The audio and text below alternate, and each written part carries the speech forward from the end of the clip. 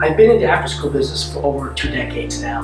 I started off working at the National City Police Department with Park and Rec.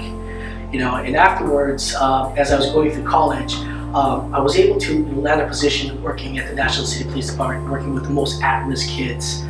From there, I kind of jumped from the YMCA as a senior director, jumped to Price Charities with San Diego State, and then had this incredible opportunity with Arnold Schwarzenegger prior to him being the governor, and worked with the Arnold's All-Star, now After School All-Stars, an amazing organization, national. But from there, I left and worked with High Tech High, so I kind of moved over to the dark side, if you will. Cut my teeth into after school, moved over to the core day, and became a director or principal of a middle school, founding principal of High Tech Middle. Left that to become the assistant principal or dean of High Tech High, Chula, Vista, my neighborhood, the neighborhood that I grew up, where I boomerang back with my own family right now. So that's where I kind of started. I started cutting my teeth with working with kids in after school, now in the core day, and with that, I thought I'd try to blend those and marry those different experiences. And I realized I had a lot of different colleagues, or a lot of colleagues that also did the same. So I asked them to come join me or join the movement and say, hey, listen, if there is something that we can offer, let's do it in a way that's intentional, where we can go ahead and find ways, to give meaningful work to the field. It was always nice to know that there was technical assistant money that was made available that people would use for our knowledge. But I think what's most gratifying is the fact that it is meaningful. Our knowledge is worth something, much more than obviously the money that's involved, but the way it affects people. I think the field has kind of gone through these cycles. I think when we first started in 1997, I believe, for me, it was about the frontline staff. And then it kind of, over the years became more about how do we affect change at the top level, the decision makers, if you will. And I think as technology has grown and as after school has grown, the movement, I think you see us going back to seeing the front line. It's about the front line. It's about the people, the practitioners doing the work. And I don't think they should be neglected. I don't think they should be demeaned. The fact that we don't believe that they are decision makers, that they have to grind it out, if you will. And they do grind it out. But I think what's important is that they are decision makers at the site, at that level where they can decide whether or not kids will have these amazing experiences outside of school, or go through their day like they normally go through their day. That very mundane type of drill and kill and the grind. So I think that's where it's changed. Is that I think we're moving back to the frontline staff. But I think as you look at the strategies, it's a toolbox for us. And whether you call it your luggage, your toolbox, your skill set, whatever, you unpack it.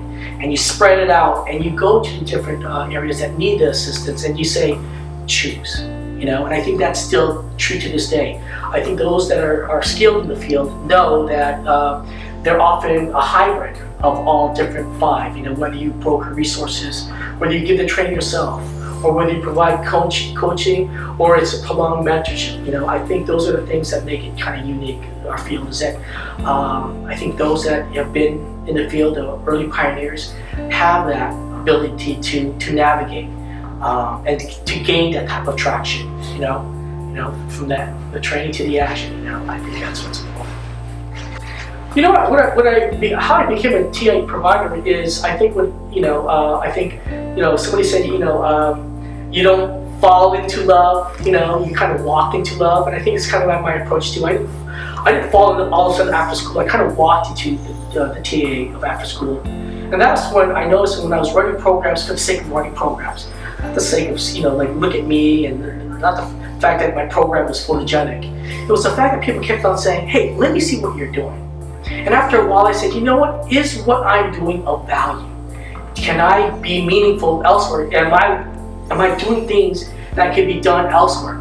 So maybe it's a little bit of ego, maybe it's a little bit of, hey, there's opportunities out there for me to grow in after school.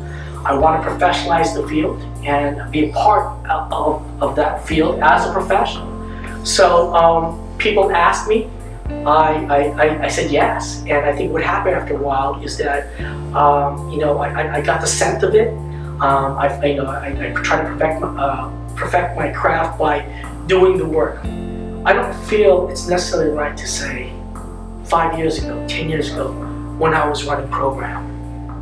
I think it's more important to say what I'm talking to you about today is what I did last week when this kid rolled up on me and said, no, I am willfully defying you. Now, what do I do? How do I put that in action in the out-of-school time field? I want to be a person that is, and I think I do walk the walk, that it is always the frontline staff. It always is the position where these young people or young at heart people, turn over.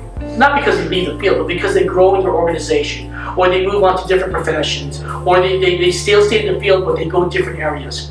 It is the frontline staff that still need, because oftentimes, and I've seen it in education, when they throw young teachers who have this amazing amount of assistance, resources from, you have to gain a credential, that you have to go through a series of boot camps or odysseys to go ahead and, be prepared to ready to teach in the school day. But what about our staff, right? We give you what? We give you, here's the do's and don'ts, here's your code of conduct, and hey, listen, you will do this by the strength of your will. That's why we hired you, your great personality. And it's more than just that, I think what they need is they need to be jump-started. They need a little bit of hey, listen, here's some things that have worked for me. Whether they're proven or they're promising, I think those are the people that I think I've affected, hopefully in a positive way.